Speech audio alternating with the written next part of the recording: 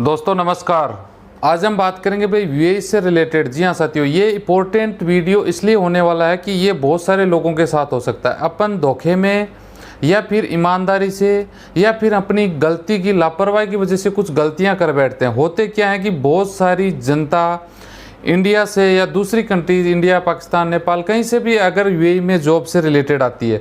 और ये वीडियो भाई ऐसा है कि ज़रूरी नहीं कि आप यूएई में ही हो, आप इंडिया में रह रहे हैं, आप अमेरिका, यूएसए, कनाडा कहीं पर भी रह रहे हैं। ये इंपॉर्टेंट ध्यान में रखना है कि मैं बता दूं, लगभग जो ब्लू कॉलर जॉब वालों को छोड़ के मुझे लगता है बाकी जितनी भी कैटेगरी के लोग हैं सबको यहाँ पे शेयरिंग के रूम में रहना होता है। और जो अच्छा पैसा कमाते हैं वो खुद का भी फ्लैट लेके रहते हैं। तो यहाँ पे यूएई में एक सिस्टम बना रखा है कि आपको, अगर आप कोई मकान लेते हैं, फ्लैट लेते हैं, कि शेयरिंग में लो या कैसे लो, जो जिसने लिया है, आप कंपनी में काम कर रहे हैं तो आपको सैलरी के आधार पे आपका अकाउंट खुल जाता है, बैंकों में अकाउंट खुल जाता है।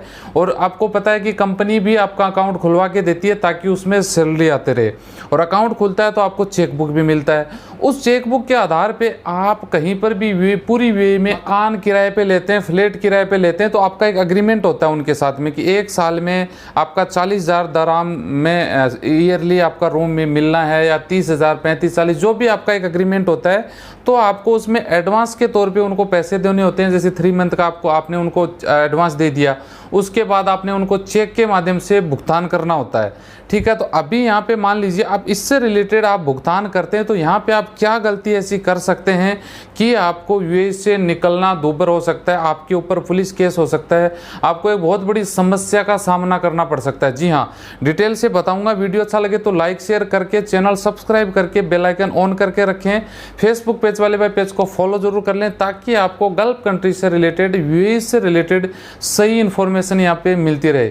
तो चलिए शुरुआत करते हैं। मान लीजिए कि एक ऐसा दौर आता है कि आपने कहीं पर भी रूम लिया हो, साल, 2 साल, 3 साल पहले, तो आपने उनको चेक पकड़ा दिए कि भाई ये साल भर के 3-3 महीने के चेक हैं और ये 5 चेक या 3 चेक हम आपको देते हैं, और आपने उनको चेक दे दिए। अब कई बार संयोग ऐसा होता है कि आपके अकाउंट में पैसा नहीं होता। गौर से सुनने की बात है, आपके अकाउंट में पैसा नहीं है, सैलरी नहीं है, या पैसा वो आपने यूज़ ले लिया, आपने घर भेज दिया, वगैरह वगैरह, कोई भी रीज़न हो सकता है। आपकी जेब में पैसा है। अब एग्जाम्पल सोचने की बात, समझने की बात यहाँ पे है कि आपका जो चेक है वो मान लीजिए 2,000 दराम का है, या 1,500 दराम, 5,000 दराम, कितने का भी है। आपके अकाउंट में पैसा नहीं है लेकिन आपकी जेब में पैसा है। आप क्या करते हैं, आपके मालिक को फिर ये बोलते हैं, सर ये पैसा कैश ले लीजिए क्योंकि मेरे अकाउंट में पैसा नहीं है। तो आप अपने मालिक को कैश पैसा दे देते हो, मालिक खुश होकर ले लेता है। आपके माइंड में वो बात आप भूल जाते हो। मैं गारंटी के साथ बोलता हूँ, बहुत सारे लोग ऐसा भूल जाते हैं, कैश पैसा किराया दे दिया, बात खत्म, चेक वापस नहीं लेते। जी हाँ साथियों, एक दिन आपके पास सूचना आती है कि आपका चेक बाउंस हो गया। चेक अनादर, आपको पता है दुबई में चेक बाउंस को एक इलीगल क्राइम माना गया। आपको सबको पता है, यहाँ पे पुलिस केस होता है। इंडिया में तो कोर्ट में केस जाता है और यहाँ पे नियरेस्ट पुलिस थाने में केस जाता है। और फिर आपके पास एक मैसेज आता है, या फिर आप जब यूएई छोड़ते हैं तब आप यूएई नहीं छोड़ सकते क्योंकि आपके पास चेक बाउंस का आपके ऊपर मुकदमा लग चुका है। और वो मुकदमा कौन सा है फिर आपको याद भी नहीं रहता यार कि ये मुकदमा लग गया कौन सा। हमने तो कोई क्राइम नहीं किया, हमने किसी को चेक नहीं दिया, हमारा चेक बाउंस कैसे हो सकता है। आपको फिर समझ में, आप अगर पुलिस स्टेशन जाते हैं तो वो बोलते हैं कि आपका मकान मालिक था, उसने आपका चेक बाउंस करके आपके ऊपर ये मुकदमा कर दिया। फिर आपको समझ में आता है कि यार ये हो कैसे सकता है, हमने पैसा दिया है, चेक का जो पैसा था वो हमने भुगतान कर दिया, लेकिन ये मुकदमा कैसे लग गया। फिर आपको सिस्टम धीरे धीरे समझ में आता है, फिर आपका माइंड कहीं ना कहीं काम करता है, गलती आप क्या कर चुके होते हैं। पुलिस में जाओगे, पुलिस तो ये बोलेगी आपका मकान मालिक है, उससे समझौता कीजिए। अगर आप वहाँ से समझौता नहीं करोगे तो आप यूएई छोड़ के नहीं जा सकते, आपके ऊपर केस बनेगा। और आपको पता है जहाँ पे केस बनता है, इलीगल क्राइम है, तो वहाँ पे फिर आपको पता है सज़ा भी होनी है, तय बात है। तो फिर आपको समझ में आता है, आपको पता लगता है कि हमने कितनी बड़ी गलती कर दी। आपने किराए का पैसा मालिक को दिया, आप अपनी जगह सही हो, लेकिन आपने वो चेक रिटर्न नहीं लिया उनसे, वो चेक तो उनके पास रह गया। सोचने की बात है, पैसा आपने दे दिया यानी डबल नुकसान हो गया ना, डबल दे। फिर वो मकान मालिक एक तरह से चिटिंग ही तो है उसने तो आपके साथ चिटिंग करी है, क्योंकि जैसे 2,000 दराम का चेक है, उसको आपने 2,000 केस दे दिए, तो उसको या तो उस चेक को फाड़ देना चाहिए या फिर उसको रिटर्न कर देना चाहिए। लेकिन वो रिटर्न भी नहीं करता, फाड़ता भी नहीं है।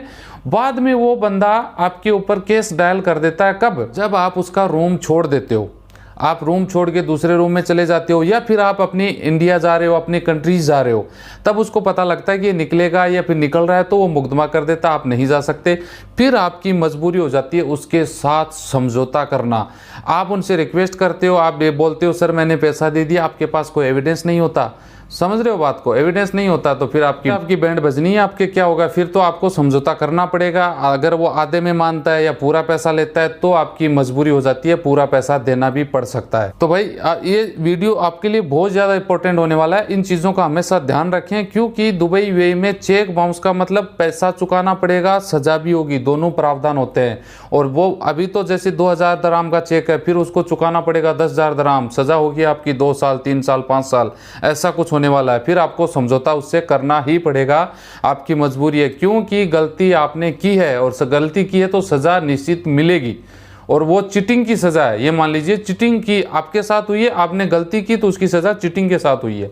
तो इन चीज़ों का हमेशा ध्यान रखना है। अगर आप मतलब ज़रूरी नहीं होता कि किराए पे लागू होता है, ये किसी पर भी हो सकता है। आपने किसी से पैसे ले रखे हैं, एग्जाम्पल के तौर पे 50,000 दराम लिए, आपने उनको ये बोला आप मेरे 5 चेक हैं, ये आप चेक रख लीजिए, जैसे जैसे मैं बोलता हूँ आप वो चेक अपने अकाउंट में क्लियर करवा लीजिए। आपका एक टाइम ऐसा आता है कि अकाउंट में पैसा नहीं, आप कैश दे देते हो, ऐसा होता है ना कई बार। लेकिन वहाँ पे गलती हो जाती है कि आप वो पैसा दे दिया यहाँ पे, आप उनसे चेक मांग भी लेते हो, आपको याद होता है कि सर चेक दे दीजिए, वो बोलता है अभी चेक नहीं है, वहाँ पे पड़ा है, उस ब्रांच में पड़ा है, वो घर पे पड़ा है, वो ऑफिस में पड़ा है, पैसा आप यहाँ पे दे रहे हो। आपको एक काम करते हैं मैं नेक्स्ट टाइम दे दूंगा, कल दे दूंगा, परसों दे दूंगा, फिर वो चेक आपको वापस नहीं मिलता। ऐसे एग्जाम्पल मेरे पास प्रैक्टिकल हैं। एक दिल्ली का बंदा, उसके नाम से 16 लाख दुबई दराम के चेक भर लिए गए, बाउंस करवा लिए गए, उसका वीज़ा रद्द हो गया, गौर हकीकत बात है ये, उसका वीज़ा रद्द हो गया, उसकी कंपनी बर्बाद हो गई, अब सब कुछ खानी खत्म है, इंडिया नहीं जा सकता, जेल जाना पड़ेगा उसको, 5 साल 10 साल की जेल होगी, तब जाके वो इंडिया जाएगा। ये स्थिति हो जाती है मेरे भाई। तो आप लोगों से रिक्वेस्ट है, चेक है ना ये बड़ा एक तरीके से गोली का वार करता है, गोली रिवाल्वर से गोली निकलती है ना, उससे खतरनाक ये नुकसान हो सकता है आपके साथ में।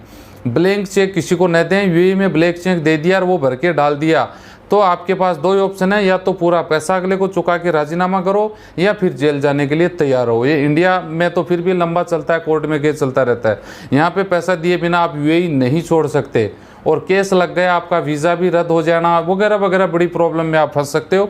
तो इन चीज़ों से बचने की बहुत ज़्यादा सख्त ज़रूरत है, ख़ास तौर से यूएई में जो लोग रहते हैं, ब्लू कॉलर के अलावा की जो वाइट कॉलर के जो वर्कर हैं उनकी ख़ास तौर से मैं बता दूँ, क्योंकि उनको रेंटल की भी ज़रूरत होती है, वो फाइनेंस भी कर वगैरह वगैरह, कई गाड़ियां लेना, चेक देना, बहुत सारे सिस्टम अपने अपने तरीके से लोग करते रहते हैं यूएई में।